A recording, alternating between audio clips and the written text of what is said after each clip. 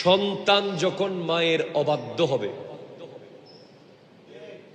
আছে না নাই, আছে না নাই বলেন না? সন্তান মা বাবার অবাধ্য যখন হবে, সাথে সাথে আযাব আসবে।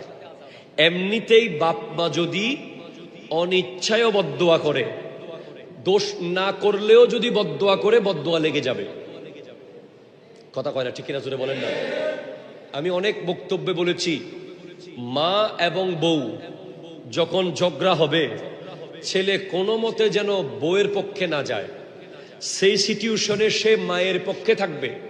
মা উল্টাপাল্টা বললেও, মা ভুল বললেও বিবিকে ইশারায় টেকনিক্যালি বুঝিয়ে পরে বেডরুমে গিয়ে তাকে আদর করে বুকের সাথে জড়িয়ে ধরে বুঝিয়ে দেবে, দেখো আমার মা যদি হঠাৎ বদদোয়া করে, আমার চাকরিও শেষ, ব্যবসাও শেষ, আর আমি শেষ হয়ে গেলে তুমিও শেষ।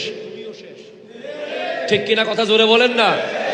সেজন্য খুব সাবধান আপনারা যারা বিবি আর মা দুজনের মাঝখানে যখন আপনি থাকবেন, অবশ্যই আপনি মায়ের পক্ষে থাকবেন।